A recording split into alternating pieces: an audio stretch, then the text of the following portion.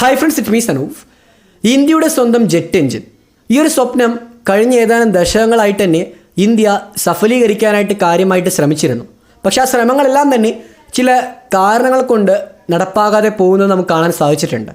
ഏറ്റവും ഒടുവിൽ ഈ ശ്രമങ്ങൾക്ക് പകരമായിട്ട് എന്തുകൊണ്ട് നമുക്ക് മറ്റൊരു രാജ്യത്തിൻ്റെ ടെക്നോളജി ഉപയോഗിച്ചുകൊണ്ട് സ്വന്തമായിട്ട് ജെറ്റ് എഞ്ചിൻ വികസിപ്പിക്കാൻ ശ്രമിച്ചുകൂടാ എന്ന് പറയുന്ന ആവശ്യത്തിലോട്ട് പോലും ഇന്ത്യ എത്തുന്നു എന്ന കാര്യത്തെയാണ് നമുക്ക് കാണിച്ചു തരുന്നത്. സോ അത്തരത്തിലുള്ളൊരു പ്രധാനപ്പെട്ട വാർത്ത ഇന്ത്യയും ഫ്രാൻസും കൈകോർക്കുന്നുവെന്നും ഇന്ത്യയും ബ്രിട്ടനും മറ്റു ചില കാര്യങ്ങൾക്ക് വേണ്ടി കൈകോർക്കുന്നു പറയുന്ന കാര്യങ്ങളെല്ലാം തന്നെ ഇന്ന് വാർത്തകളായിട്ട് പുറത്തു വരുന്നുണ്ട്. ഈ വാർത്തകൾ തമ്മിലുള്ള കണക്ഷൻ എന്താണ്? മറുഭാഗത്ത് ഇൻ്റർനാഷണൽ പൊളിറ്റിക്സിൽ സംഭവിക്കുന്ന ചില പ്രധാനപ്പെട്ട പ്രശ്നങ്ങൾ എന്തെല്ലാമാണ്? ഇങ്ങനെ ഒരു ഇമ്പോർട്ടൻ്റ് ആയിട്ടുള്ള കാര്യത്തെപ്പറ്റിയാണ് നമ്മൾ ഈ വീഡിയോയിൽ വിശദമായി സംസാരിക്കാൻ പോകുന്നത്. തീർച്ചയായിട്ടും ഡിഫൻസും ഇൻ്റർനാഷണൽ പൊളിറ്റിക്സും തമ്മിൽ കണക്ട് ചെയ്യാൻ സാധിക്കുന്ന ചില പ്രധാനപ്പെട്ട കാര്യങ്ങൾ നമുക്ക് ഈ വീഡിയോയിൽ സംസാരിക്കാം.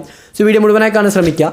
ആദ്യം തന്നെ ഈ ഒരു ജെറ്റ് എഞ്ചിനെ പറ്റിയുള്ള കാര്യം സംസാരിക്കുമ്പോൾ കാവേരി എഞ്ചിനെ പറ്റി സംസാരിക്കേണ്ടിയിരിക്കുന്നു. കാരണം കാവേരി എഞ്ചിൻ ഇന്ന് വരും നാളെ വരുമെന്ന രീതിയിൽ പല വീഡിയോസും പല ചാനലുകളും വർഷം ചെയ്യുന്നുണ്ട്. നമ്മുടെ ചാനലിലും ഇതിനു മുമ്പ് ഒരു വീഡിയോ ചെയ്തിരുന്നു. കാവേരി എഞ്ചിൻ്റെ അപ്ഗ്രേഡേഷനും ആ എഞ്ചിനെ കൂടുതലായിട്ട് വികസിപ്പിച്ചുകൊണ്ട് ഇന്ത്യ ആ പ്രൊജക്റ്റ് സ്റ്റാർട്ട് ചെയ്തത് 23-26 വർഷങ്ങൾക്ക് മുമ്പാണ്. സോ അന്നുണ്ടായതിനേക്കാളും കൂടുതൽ അഡ്വാൻസ്ഡ് ടെക്നോളജീസ് ഇന്ന് വന്നെത്തിക്കഴിഞ്ഞു.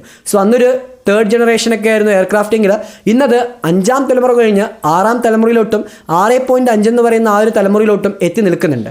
സോ ഇന്ത്യ ഈ ഒരു ജെറ്റ് എഞ്ചിൻ വികസിപ്പിക്കുന്ന എന്തുകൊണ്ട് 6.5 ജനറേഷൻ യുദ്ധവിമാനങ്ങൾക്ക് വേണ്ടി ഉപയോഗിച്ചുകൂടാന്ന് പറയുന്ന ഒരു ശ്രദ്ധയിലോട്ടാണ് ഇന്ന് കേന്ദ്രീകരിച്ചിരിക്കുന്നത്. സോ അവിടെയും ഇന്ത്യക്ക് വന്നിരിക്കുന്ന ഒരു പ്രധാനപ്പെട്ട പ്രശ്നമെന്ന് പറയുന്ന ഈ ജെറ്റ് എഞ്ചിൻ വികസിപ്പിക്കുമ്പോൾ അതിന് വേണ്ട റോ മെറ്റീരിയൽസ്, അതായത് ഇത്രയും ഹീറ്റ് വിത്ത്സ്റ്റാൻഡ് ചെയ്യണം, ഇതിനുള്ള ആ ഒരു കപ്പാസിറ്റി, ആ ത്രസ്റ്റ് പ്രൊഡ്യൂസ് ചെയ്യാനെല്ലാം തന്നെ അത്രയും നൂതനമായ ടെക്നോളജീസ് അത്യാവശ്യമാണ്. സോ ടെക്നോളജീസും ഈ റോ മെറ്റീരിയൽസിൻ്റെയൊക്കെ ദൗർലഭ്യവും ഇത് സ്വന്തമാക്കി വെച്ചിരിക്കുന്ന ചില മോണോപോളി രാജ്യങ്ങൾക്കുള്ള ഇതിലുള്ള മേധാവിത്വം എല്ലാം തന്നെ ഇന്ത്യക്ക് അത് കാര്യമായ പ്രശ്നമായി തീരുന്നു. സോ അതിനൊരു ഓൾട്ടർനേറ്റീവ് ഓപ്ഷൻ കണ്ടെത്തണമെങ്കിൽ ഇന്ത്യ തീർച്ചയായിട്ടും മറ്റു ചില രാജ്യങ്ങളുടെ കമ്പനീസുമായിട്ട് ടൈപ്പ് ചെയ്യേണ്ടതുണ്ട്. അതിനാണ് നമ്മൾ ഈ രാജ്യങ്ങളുടെ ഈ ടെക്നോളജീസ് ട്രാൻസ്ഫർ ചെയ്യാന്ന് പറയുന്ന ഒരു കാര്യത്തിലൂടെ സൂചിപ്പിക്കുന്നത്. സോ അങ്ങനെ ഇന്ത്യ ഈ ടൈപ്പിനായിട്ട് ഏറ്റവും കൂടുതലായിട്ട് സൂചിപ്പിക്കുന്ന അല്ലെങ്കിൽ ഏറ്റവും കൂടുതലായിട്ട് സെലക്ട് ചെയ്തിരിക്കുന്ന 2 രാജ്യങ്ങളുണ്ട്. ഒന്ന് ഫ്രാൻസും മറ്റൊന്ന് UK യുമാണ്. ഫ്രാൻസിൻ്റെ സഫ്രാൻ എന്ന് പറയുന്ന ഒരു കമ്പനിയുണ്ട്. ഈ കമ്പനിയാണ് റഫേലിൻ്റെ എല്ലാം ജെറ്റ് എൻജിൻസ് പ്രൊഡ്യൂസ് ചെയ്തിരിക്കുന്നത്. സോ ഈ കമ്പനിയുടെ ഒരു പ്രധാനപ്പെട്ട ഡീല് സ്വന്തമാക്കാനായിട്ട് ഇന്ത്യ ശ്രമിക്കുന്നു മനസ്സിലാക്കുന്ന ഒരു വാർത്ത ഇന്ന് പുറത്തു വന്നിട്ടുണ്ട്. അത് മറ്റൊന്നുമല്ല, ഇന്ത്യ ഈ റഫേൽ യുദ്ധവിമാനം വാങ്ങിക്കുമ്പോൾ അതിന് ഏകദേശം 7.5 ബില്യൺ അമേരിക്കൻ ഡോളറായിരുന്നു ചിലവാക്കിയത്. സോ ഈ ചിലവ് ഇത്രയും തുക മുടക്കുമ്പോൾ അതിൽ പറഞ്ഞിരിക്കുന്ന ഒരു പ്രധാനപ്പെട്ട ക്ലോസ് ഉണ്ട്. അതിലൊരു പ്രധാനപ്പെട്ട ഒരു നിയമവലയെ പറയുന്നത് ഇന്ത്യ ഈ തുക കൊടുത്ത് ഈ ഒരു വിമാനങ്ങൾ വാങ്ങിക്കുമ്പോൾ അതിന് പകരമായിട്ട് ഫ്രാൻസ് ഇന്ത്യയിലുള്ള ഏതെങ്കിലും കമ്പനീസിൻ്റെ മേലെ ഇതിൻ്റെ പകുതി വരുന്ന തുക, അതായത് ഇതിപ്പോൾ 7.5 ബില്യൺ എന്ന് പറയുമ്പോൾ 3.75 ബില്യൺ അമേരിക്കൻ ഡോളറെ ഓപ്സെറ്റ് ഇൻവെസ്റ്റ്മെൻറ്റ് നടത്തേണ്ടതുണ്ട്. സോ ഞാനിപ്പോൾ ഒരു പേന വാങ്ങുന്നു, അതിന് 100 രൂപ കൊടുക്കുമ്പോൾ തിരിച്ച് ആ പേന വിറ്റ ആൾ എൻ്റെ കമ്പനി വന്നിട്ട് ഒരു 50 രൂപയെങ്കിലും എൻ്റെ രാജ്യത്തുള്ള ഏതെങ്കിലും കമ്പനിയോ അല്ലെങ്കിൽ എൻ്റെ ഫ്രണ്ട്സിൻ്റെ ഏതെങ്കിലും കമ്പനിയിലോ ഒരു 50 രൂപയ്ക്ക് വേറൊരു സാധനം വാങ്ങിക്കണം അല്ലെങ്കിൽ അവിടെ ഇൻവെസ്റ്റ് ചെയ്യണമെന്ന് പറയുന്ന ഒരു ഡീലാണ് ഇതിൽ സൈൻ ചെയ്തിരിക്കുന്നത്. സോ അതിൽ ഇന്ത്യ ഏറ്റവും കൂടുതലായിട്ട് ആവശ്യപ്പെട്ടൊരു കാര്യമായിരുന്നു, എന്തായാലും ഞങ്ങൾ ഈ ഒരു വിമാനമൊക്കെ വാങ്ങുന്നുണ്ട്, സോ ഞങ്ങൾക്കും ഈ ജെറ്റ് എഞ്ചിൻ്റെ ആവശ്യമുണ്ട്. അതിനായിട്ട് നിങ്ങളുടെ ഈ ഒരു വിമാനത്തിലുള്ള എഞ്ചിൻ നിർമ്മിച്ചിരിക്കുന്ന സ്ഥാപനത്തിൻ്റെ ടെക്നോളജി ട്രാൻസ്ഫർ ചെയ്യുന്ന ഡീൽ സൈൻ ചെയ്യാമെന്ന് അറിയിച്ചിട്ടുണ്ടായിരുന്നു. അതിനായിട്ട് ആ കമ്പനി ആവശ്യപ്പെട്ടത് 1 ബില്യൺ യൂറോ ആണ്. സോ അത്രയും തുക ഇന്ത്യ മുടക്കാനായിട്ട് തയ്യാറായി പോലും വന്നാണ്. പക്ഷെ അവിടെയും പലതരം പ്രശ്നങ്ങൾ വന്നായിട്ട് കാണിച്ചിരുന്നൊരു ചില കാര്യമായിരുന്നു. കഴിഞ്ഞ മാസങ്ങളായിട്ട് ഇന്ത്യയുടെ ഈ director general of auditing control ചെയ്യുന്ന വ്യക്തി അദ്ദേഹം സൂചിപ്പിച്ചത്. സോ അദ്ദേഹം പറഞ്ഞു, ഇങ്ങനെ പല ഡീൽസ് ഇന്ത്യ സൈൻ ചെയ്യുന്നു, പല പൈസയും മുടക്കുന്നുണ്ട്, എന്നിട്ട് അതിൽ ഈ ഓപ്സെറ്റ് ഡീൽ എന്ന് പറഞ്ഞ് കൊടുക്കുന്ന പല കാര്യങ്ങളും നടപ്പാകുന്നില്ല എന്നും പല കമ്പനീസും അവരുടെ ടെക്നോളജി ഇന്ത്യയിലോട്ട് നൽകാൻ ശ്രമിക്കുന്നില്ല എന്ന് പറഞ്ഞുകൊണ്ട് സൂചിപ്പിച്ചിട്ടുണ്ട്. സോ അവിടെ ഇന്ത്യ വീണ്ടും ഈ ഫ്രാൻസിൻ്റെ ജെറ്റ് എഞ്ചിനോട്ട് എത്തി നോക്കേണ്ടതെന്ന ആവശ്യത്തിലോട്ട് ജനിപ്പിക്കുന്ന തരത്തിലാണ് ഈ ഒരു വിഷയം വീണ്ടും ഗൗരവമായിട്ട് മാറപ്പെടുന്നത്. സോ വീണ്ടും ഇന്ത്യ ഈ ജെറ്റ് എഞ്ചിൻ നിർമ്മിക്കുക എന്ന് പറയുന്ന സ്വപ്നത്തിനോട്ട് മുന്നോട്ട് പോകുമ്പോൾ അവിടെ DRDOയ്ക്ക് അത്യാവശ്യമായിട്ട് ഇത്തരം പുതിയ പല ജെറ്റ് എഞ്ചിൻസിൻ്റെ ടെക്നോളജീസ് ആവശ്യമായിട്ട് വന്നേക്കാം. സോ അവിടെ ഈ ഫ്രാൻസിൻ്റെ ഡീല് അല്ലെങ്കിൽ ഒരു റഫേലുമായി ബന്ധപ്പെടുത്തിയിരിക്കുന്ന ഓപ്സെറ്റ് ഡീലെല്ലാം കടന്നു വരുമോ എന്ന കാര്യത്തെപ്പറ്റി പരിശോധിക്കേണ്ടത് അത്യാവശ്യമായിട്ട് മാറുന്നുണ്ടെന്ന് പറയേണ്ടിയിരിക്കുന്നു. ഇനി നമുക്ക് UK യുടെ ഒരു കാര്യത്തെപ്പറ്റി സംസാരിക്കേണ്ടതുണ്ട്. സോ ഞാൻ പറഞ്ഞു, ഫ്രാൻസാണ് ഒരു വൺ ഓഫ് ദ കോമ്പറ്റീറ്റർ എന്ന് ഈ ഒരു ജെറ്റ് എഞ്ചിന് വേണ്ടിയിട്ട്. മറ്റൊരു കോമ്പറ്റീറ്ററായിട്ട് ഇന്ത്യ കാണുന്ന, ഇന്ത്യക്ക് ഒരു ഓപ്ഷനായിട്ട് വെച്ചിരിക്കുന്ന UK തന്നെയാണ്. UK യുടെ റോൾസ് റോയ്സ് എഞ്ചിൻ എന്ന് പറയുന്ന കാലങ്ങളായിട്ട് ലോകത്തിന് പരിചിതമുള്ള ഒരു എഞ്ചിൻ നിർമ്മിക്കുന്ന കമ്പനിയാണ്. സോ റോൾസ് റോയ്സിൻ്റെ കാർസ് എല്ലാം നമുക്ക് അറിയാവുന്ന തന്നെയാണ്. സോ റോൾസ് റോയ്സ് എഞ്ചിൻസിൻ്റെ അഡ്വാൻസ്ഡ് വേരിയൻറ്റ് ഇന്ത്യക്ക് നൽകാനായിട്ട് കമ്പനി തയ്യാറാണെന്നും ഇതിന് ടോക്കിംഗ് നടക്കുന്നുണ്ടെന്ന് പറഞ്ഞിട്ട് ഈ കമ്പനിയുടെ ഏഷ്യ പസഫിക് വിങ്ങിൻ്റെ ചെയർമാൻ കഴിഞ്ഞ മാസങ്ങളിൽ സൂചിപ്പിച്ചിരുന്നു. അദ്ദേഹം പറഞ്ഞ ചില പോയിന്റ്സ് തന്നെയാണ് ഇന്ത്യ ഈ റോൾസ് റോയ്സിൻ്റെ എഞ്ചിനിലോട്ട് മാറുമോ എന്നൊരു ശ്രദ്ധ ഇന്ത്യയിലെ പല മാധ്യമങ്ങളോട്ടും കേന്ദ്രീകരിച്ചത്. കാരണം അദ്ദേഹം പറഞ്ഞു, എന്തായാലും ഇപ്പോഴത്തെ കാലഘട്ടത്ത് ഹൈബ്രിഡ് ആയിട്ടുള്ള എഞ്ചിൻസാണ് എല്ലാ രാജ്യങ്ങൾക്കും അത്യാവശ്യമായിട്ട് വേണ്ടത്. അതായത് നേവിക്ക് പർപ്പസിനും യൂസ് ചെയ്യാം, എയർഫോഴ്സിനും യൂസ് ചെയ്യാം എന്ന് പറയുന്ന തരത്തിൽ ഈ എഞ്ചിൻസിന് കൃത്യമായിട്ട് ആ മൾട്ടി പർപ്പസിന് യൂസ് ചെയ്യാൻ പറ്റുന്ന രീതിയിൽ മാറ്റിയെടുക്കേണ്ടതുണ്ട്. മാത്രമല്ല ഇതേ എഞ്ചിൻസിൽ ഭാവിയിൽ ചിലപ്പോൾ ഈ ഗ്യാസോലിനൊക്കെ നമുക്ക് ഉപേക്ഷിക്കേണ്ടി വരുമ്പോൾ, അതായത് ഈ ഡീസൽ പെട്രോളൊക്കെ ഉപേക്ഷിക്കേണ്ടി വരുമ്പോൾ അതിന് ഓൾട്ടർനേറ്റീവ് ആയിട്ടുള്ള പല എനർജി സോഴ്സും കണ്ടെത്തേണ്ടതുണ്ട്. സോ അങ്ങനത്തെ എനർജി സോഴ്സ് ഡെവലപ്പ് ചെയ്യുമ്പോൾ അതും ഉപയോഗിക്കാൻ പറ്റുന്ന രീതിയിൽ ഈ ഒരു ജെറ്റിനെയൊക്കെ മാറ്റേണ്ടതുണ്ട്. അതിനായിട്ടും ഇതിനൊരു ഹൈബ്രിഡ് ആക്കി മാറ്റാവുന്ന രീതിയിലാണ് ഈ എഞ്ചിൻ നിർമ്മിക്കുന്ന സമയത്ത് തന്നെ റോൾസ് റോയ്സ് കമ്പനി അവരുടെ ഫ്യൂച്ചർ കോൺസെപ്റ്റ് ആയിട്ട് വെച്ചിരിക്കുന്നത്. സോ ആ ഒരു കോൺസെപ്റ്റ് നൽകാൻ അവർ തയ്യാറാണെന്നും അതിനായിട്ട് UK ഗവൺമെൻറ് പോലും സമ്മതം അറിയിച്ചിട്ടുണ്ടെന്നും ഈ കമ്പനിയുടെ ഈ മേധാവി സൂചിപ്പിച്ചിട്ടുണ്ട്. സോ അവിടെയാണ് UKയുടെ ഒരു പ്രധാനപ്പെട്ട ആവശ്യം നമുക്ക് മനസ്സിലാക്കേണ്ടിയിരിക്കുന്നത്. അത് മറ്റൊന്നുമല്ല, UK കഴിഞ്ഞ ദിവസം അനൗൺസ് ചെയ്തൊരു കാര്യമായിരുന്നു. അവർ 2.5 ബില്യൺ യൂറോ മുടക്കിക്കൊണ്ട് അവർക്ക് സ്വന്തമായിട്ട് ഹൈപ്പർസോണിക് മിസൈൽ നിർമ്മിക്കാനുള്ള ഒരു ഇനിഷ്യേറ്റീവ് എടുത്തു വയ്ക്കാൻ പോകുന്നുവെന്ന്. ഈ ഹൈപ്പർസോണിക് മിസൈൽ നിർമ്മിക്കണമെങ്കിൽ അതിൻ്റെ ആദ്യഘട്ടമായിട്ട് ആ ഹൈപ്പർസോണിക് മിസൈലിന് ക്യാരി ചെയ്യാൻ പറ്റുന്ന അതിന് കേപ്പബിലിറ്റി ഉള്ള ഒരു ബൂസ്റ്റർ അല്ലെങ്കിൽ ഒരു ട്രാൻസ്പോർട്ടിങ് ചെയ്യുന്ന രീതിയിലുള്ളൊരു സിസ്റ്റം ഡെവലപ്പ് ചെയ്യേണ്ടതുണ്ട്. ഇന്ത്യ ആ ഒരു സിസ്റ്റമായിരുന്നു കുറച്ച് വർഷങ്ങൾക്ക് മുമ്പ് ഡെവലപ്പ് ചെയ്ത്. മറ്റൊന്നുമല്ല HSTDV എന്ന് പറയുന്ന ഹൈപ്പർസോണിക് ടെസ്റ്റ് ഡെമോൺസ്ട്രേറ്റർ വെഹിക്കിൾ എന്നാണ് ഇതിൻ്റെ പൂർണ്ണ രൂപം. ഈ HSTDV ഇന്ത്യ വികസിപ്പിച്ചപ്പോൾ ആ ഒരു ഹൈപ്പർസോണിക് കേപ്പബിലിറ്റി ഉള്ള കൺട്രീസിൻ്റെ അതിൻ്റെ ലിസ്റ്റിൽ ഇന്ത്യ ആയിരുന്നു പുതിയതായിട്ട് ജോയിൻ ചെയ്ത്. സോ ഒരു 5 കൺട്രീസ് മാത്രമേ അതിൽ അടങ്ങിയിട്ടുള്ളൂ. ഇന്ത്യ, ചൈന, റഷ്യ, ഫ്രാൻസ്, ഇപ്പം അമേരിക്ക. സോ ഈ കൺട്രീസിനുള്ള ഒരു സിസ്റ്റം ഇന്ന് UK ഡെവലപ്പ് ചെയ്യാൻ ശ്രമിക്കുമ്പോൾ UKക്ക് തീർച്ചയായിട്ടും ഫ്രാൻസ് അവിടെ പലതരത്തിലുള്ള തടസ്സം നിന്നേക്കാം. ഫ്രാൻസ് തീർച്ചയായിട്ടും അവരുടെ സിസ്റ്റം കൈമാറില്ല. കാരണം ഫ്രാൻസും UKയും തമ്മിൽ ഒരു റിവൈലറി ഓൾറെഡി ഗോയിങ് ഓൺ. സോ ആ ഒരു പ്രശ്നം ഉണ്ടാകുമ്പോൾ അവർ തീർച്ചയായിട്ടും ഇങ്ങനെ ഒരു മേഖലയിൽ സഹകരിക്കില്ല. കാരണം രണ്ട് രാജ്യങ്ങൾക്കും ഡിഫൻസിലൂടെ പല നേട്ടങ്ങൾ സ്വന്തമാക്കാൻ സാധിക്കുന്നുണ്ട്.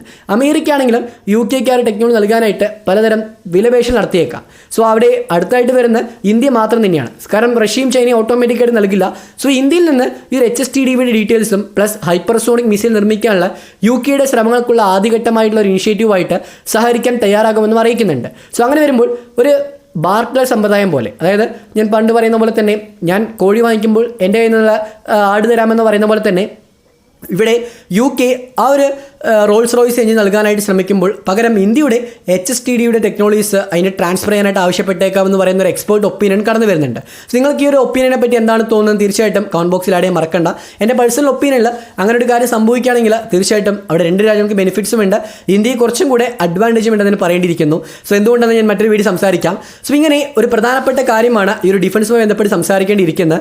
അങ്ങനെ നോക്കുമ്പോൾ തന്നെയാണ് ഈ ലേറ്റസ്റ്റ് ആയിട്ട് വന്നിരിക്കുന്ന പല നീക്കങ്ങൾ, അതായത് ഇന്റർനാഷണൽ പൊളിറ്റിക്സിലെ പല കാര്യങ്ങളും ഈ ഡിഫൻസ് ഇന്ത്യ എന്തുകൊണ്ട് കൂടുതൽ ശ്രദ്ധ കേന്ദ്രീകരിക്കേണ്ടെന്ന കാര്യത്തെപ്പറ്റി ചൂണ്ടിക്കാണിക്കുന്നത്. കാരണം പാകിസ്ഥാനും ചൈനയ്ക്കും ഒരേപോലെ ഇന്ത്യ എന്ന് പറയുന്ന രാജ്യം ഒരു ശത്രുവായിട്ട് തീരുമ്പോൾ അവിടെ ഇവർ രണ്ടുപേരും ടാക്കിൾ ചെയ്യേണ്ടത് ഇന്ത്യക്ക് അത്യാവശ്യമാണ്. സോ അതിനായിട്ട് തന്നെയാണ് ഈ ഒരു അഡ്വാൻസ്ഡ് ആയിട്ടുള്ള എയർക്രാഫ്റ്റുകളും അങ്ങനത്തെ പല കാര്യങ്ങളും ഇന്ത്യ സ്വന്തമാക്കാൻ ശ്രമിക്കുന്നത്.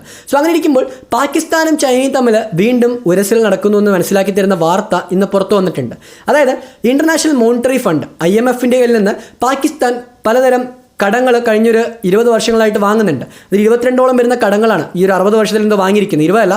സോ അത്രയും വർഷങ്ങൾ വാങ്ങിച്ചിരുന്ന ഈ കടങ്ങളുടെ എല്ലാം തന്നെ റിവ്യൂ ഓരോ വർഷം കഴിയുമ്പോൾ നടക്കാറുണ്ട്. സോ ഇങ്ങനെ ഇത്തവണ നടക്കുന്ന റിവ്യൂ ഖത്തറിൽ വെച്ച് നടക്കുന്നത്. സോ ഖത്തറിൽ എന്തുകൊണ്ട് നടക്കുമെന്നൊക്കെ നമുക്ക് സംസാരിക്കാം.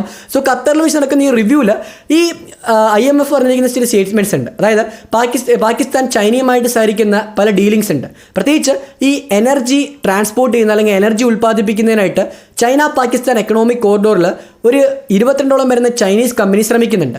ഈ 22ഓളം വരുന്ന Chinese companies almost 10.2 billion American dollar invest ചെയ്തുകൊണ്ട് 5320 മെഗാവാട്ട് ഉൽപ്പാദിപ്പിക്കുന്ന രീതിയിൽ പല ഹൈഡ്രോളിക് പ്രൊജക്റ്റുകളും ഈ ഒരു പാകിസ്ഥാനിലെ പല ഭാഗത്തും നടപ്പാക്കുന്നുണ്ട്. സോ ഈ ഒരു ഹൈഡ്രോ പവർ പ്രൊജക്റ്റുകൾ കണ്ടക്ട് ചെയ്യുന്ന ഇതേ കമ്പനീസ് തന്നെയാണ് കഴിഞ്ഞ വർഷങ്ങളിൽ കോൾ ഷോർട്ടേജ് മൂലം വെറും 2000 മെഗാവാട്ടിൻ്റെ മാത്രമേ ഉൽപ്പാദനം നടപ്പാക്കിയിട്ടുള്ളൂ. സോ അത്രയും മാത്രം എനർജി പ്രൊഡ്യൂസ് ചെയ്തിരിക്കുന്ന ഈ ഒരു കമ്പനീസിനെ പ്രൈവറ്റ് ആയിട്ടുള്ള ഇൻഡിപെൻഡൻറ്റ് എനർജി പ്ലാറ്റ്ഫോംസ് എന്ന് വിശേഷിപ്പിക്കുന്നത്. ഇതിനെ പൂർണ്ണമായിട്ട് പറയുകയാണെങ്കിൽ ഇൻഡിപെൻഡൻറ്റ് പവർ പ്രൊഡ്യൂസേഴ്സ് എന്നാണ് പറയുന്നത്. സോ ഈ ഒരു പവർ പ്രൊഡ്യൂസേഴ്സിൻ്റെ കയ്യിൽ കുറേയധികം പൈസ പാകിസ്ഥാൻ ഗവൺമെൻറ് നൽകേണ്ടതുണ്ട്. ഓൾമോസ്റ്റ് ഒരു 340 ബില്യൺ പാകിസ്ഥാനി റുപ്പീസാണ് നൽകേണ്ടിയിരിക്കുന്നത്. ഇന്ത്യൻ റുപ്പി നോക്കുമ്പോൾ അറൗണ്ട് ഒരു 34 കോടിയുടെ അടുത്തെന്തോ വരുന്നുണ്ട്. സോറി, അത് അത്രയും തുകയോട് വരുന്നുണ്ട്.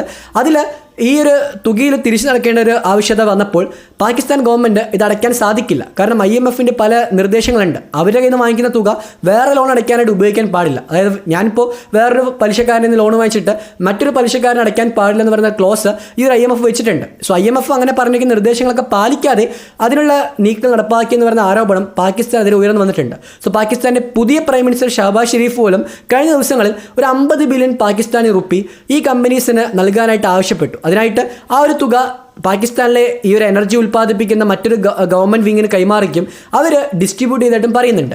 സോ ഈ തുക ഡിസ്ട്രിബ്യൂട്ട് ചെയ്തതിൻ്റെ കണക്കുകളും അതിലുള്ള ഡീലിങ്സിൻ്റെ എല്ലാ കാര്യങ്ങളും പരിശോധിക്കാനായിട്ട് IMF ആവശ്യപ്പെട്ടിട്ടുണ്ട്. സോ പാകിസ്ഥാൻ വീണ്ടും ഇവിടെ കടക്കണിൽ കുടുങ്ങുമോ എന്ന് പറയുന്ന കാര്യത്തെ IMF പരോക്ഷമായിട്ട് ചൂണ്ടിക്കാണിക്കുമ്പോൾ അത് വീണ്ടും പരിശോധിക്കാൻ പോലും തയ്യാറാകാതിരിക്കുന്ന പാകിസ്ഥാൻ്റെ മനോഭാവം ഇവിടെ കൃത്യമായിട്ട് മനസ്സിലാക്കാൻ സാധിക്കുന്നുണ്ട്. So China Pakistan economic corridor ഒരു എൻറ്റയർ ഫ്ലോപ്പാണെന്ന് മനസ്സിലാക്കിയിട്ട് തന്നെ മറ്റു പല മാർഗ്ഗങ്ങൾ അവരുടെ എക്കോണമിക്കൽ ബെനിഫിറ്റിനായിട്ട് കണ്ടെത്തിക്കൊണ്ടിരിക്കുന്നുണ്ട്. അതിൽ ഏറ്റവും ഒടുവിൽ വന്നിരിക്കുന്ന ഒരു പ്രധാനപ്പെട്ട വാർത്തയാണ് ചൈനയും റഷ്യയും തമ്മിലുള്ള ഒരു ബ്രിഡ്ജ്, അതായത് ഇതൊരു ഹൈവേ ബ്രിഡ്ജ് എന്ന് വിശേഷിപ്പിക്കുന്ന ഈ ബ്രിഡ്ജ് ഇനോഗ്രേറ്റ് ചെയ്തു എന്ന് പറയുന്നൊരു വാർത്ത. അതായത് ചൈനയുടെ നോർത്തേൺ ഭാഗവും റഷ്യയുടെ സദേൺ ഭാഗം, ഈ സൈബീരിയയുടെ സമീപത്തായിട്ട് വരുന്ന ഭാഗവും തമ്മിൽ കണക്ട് ചെയ്യുന്ന ഒരു ബ്രിഡ്ജാണ് നിർമ്മിച്ചിരിക്കുന്നത്. ഈ ബ്രിഡ്ജ് വഴി വർഷം 1 മില്യൺ ടണ്ണോളം വരുന്ന പ്രൊഡക്ട്സ് എക്സ്പോർട്ട് ചെയ്യാൻ സാധിക്കുമെന്നാണ് ചൈനയും റഷ്യയും കണക്കാക്കുന്നത്. സോ തീർച്ചയായിട്ടും ചൈനയും റഷ്യയും തമ്മിലുള്ള ബന്ധം കൂടുതൽ ശക്തമാകുന്നു എന്ന് കാണിച്ചിരുന്നൊരു കാര്യമാണ് ഇവിടെ സംഭവിച്ചുകൊണ്ടിരിക്കുന്നത്. അത് ഇന്ത്യക്കും വലിയൊരു പ്രശ്നം തന്നെയാണ്. കാരണം റഷ്യ എന്ന് പറയുന്ന ഇന്ത്യയുടെ ഒരു പ്രധാനപ്പെട്ട പാർട്ണറാണ്. സോ അതേ റഷ്യ ഇന്ത്യയുമായിട്ട് പല മേഖലയിൽ സഹകരിക്കാൻ ശ്രമിക്കുമ്പോൾ ഇന്ത്യക്ക് ഇന്ന് ഒരു സിറ്റുവേഷൻ റഷ്യയുമായിട്ട് സഹകരിക്കാതിരിക്കാനും പറ്റില്ല, സഹകരിക്കേണ്ടി വരുമെന്ന് പറയുന്ന ഒരു ആവശ്യത്തിൽ നിൽക്കുമ്പോൾ എന്താണ് ഇന്ത്യ ചെയ്യുമെന്ന് അറിയാതെ അതിൽ കൺഫ്യൂഷൻ നിൽക്കുന്ന സമയത്ത് ചൈന ഈ തക്കം ഉപയോഗിച്ചിട്ട് തന്നെ റഷ്യയെ കൂടുതലായിട്ട് തങ്ങളോട് അട്രാക്ട് ചെയ്യാനായിട്ട് നിരവധി പദ്ധതികൾ ആസൂത്രണം ചെയ്തിട്ടുണ്ട്. ഈ ബ്രിഡ്ജിന് 340 മില്യൺ എന്നാണ് ചിലവാക്കിയിരിക്കുന്നത്. അത്രയും തുക ചിലവാക്കി നിർമ്മിച്ചിരിക്കുന്ന ബ്രിഡ്ജിൻ്റെ മെയിൻ ഉദ്ദേശം ഈ ഒരു ബിസിനസ് പരമായിട്ടുള്ള മാത്രമാണോ ചോദിക്കുകയാണെങ്കിൽ അല്ല എന്ന് പറയേണ്ടിയിരിക്കുന്നു. കാരണം പല കാര്യങ്ങളിലും ചൈനയും റഷ്യയും ഒരേപോലെ ലോകത്തിന് മുമ്പിൽ ഇന്നും പരസ്യമാക്കാതിരിക്കുന്ന രാജ്യങ്ങളാണ്. അതുകൊണ്ട് തന്നെ ഈ രണ്ട് രാജ്യങ്ങളും കൂടുതലായിട്ട് വല്ല മേഖലയിലോട്ട് ശ്രദ്ധ കേന്ദ്രീകരിക്കുന്നു, അല്ലെങ്കിൽ ആണവ സമ്പുഷ്ടീകരണമോ അല്ലെങ്കിൽ ഈ ആണവ മേഖലയിലുള്ള പല നീക്കങ്ങൾക്കുള്ള ഒരു തുടക്കമായിരിക്കാമോ ഈ ഒരു ബ്രിഡ്ജ് വഴിയുള്ള ട്രാൻസ്പോർട്ടേഷൻ എന്ന് പറയുന്ന കാര്യത്തെയും ഇന്ന് വിദഗ്ധർ മുന്നോട്ട് വെക്കുന്നുണ്ട്. നിങ്ങൾക്ക് ഈ ഒരു വിഷയത്തെപ്പറ്റി എന്താണ് തോന്നുന്നതെന്ന് തീർച്ചയായിട്ടും താഴെ കമന്റ് ബോക്സിൽ ആഡ് ചെയ്യുക. സോ ഡിഫൻസും പൊളിറ്റിക്സ് എല്ലാം തന്നെ പരസ്പരം കണക്ട് ചെയ്യാൻ സാധിക്കുന്ന ഒരു ഡോട്ട്സ് ആണെന്ന് പറയേണ്ടിയിരിക്കുന്നു. ഈ ഡോട്ട്സ് എങ്ങനെ കണക്ട് ചെയ്യുന്നു അനുസരിച്ചിട്ട് നമുക്ക് കൂടുതലായിട്ടുള്ള പിക്ചേഴ്സ് ലഭ്യമാവും. സോ നിങ്ങൾക്കും ആ പിക്ചേഴ്സ് നമ്മുടെ ചാനൽ വഴി ഇനി ലഭ്യമാക്കാൻ സാധിക്കട്ടെ എന്ന് ഞാൻ ആഗ്രഹിക്കുന്നു. സോ ആ ചാനൽ സബ്സ്ക്രൈബ് ചെയ്തിട്ടുണ്ടെങ്കിൽ തീർച്ചയായിട്ടും സബ്സ്ക്രൈബ് ചെയ്തുകൊണ്ട് ഡെയിലി വരുന്ന വീഡിയോസ് കാണാൻ ശ്രമിക്കുക. So that's all. ഇത്രയും കാര്യമെന്ന് പറയാൻ വിചാരിച്ചത്. നിങ്ങൾക്ക് ചാനലിനെ പറ്റിയും ചാനലിൽ വരുന്ന കോണ്ടൻസിനെ പറ്റിയുള്ള അഭിപ്രായങ്ങളും താഴെ കമന്റ് ബോക്സിൽ രേഖപ്പെടുത്താം. സോ മറ്റൊരു വിഷയമായിട്ട് നമുക്ക് വീണ്ടും ഉടനെ കണ്ടുമുട്ടാം. So that's all. Thank you for watch this video. Jai Hind.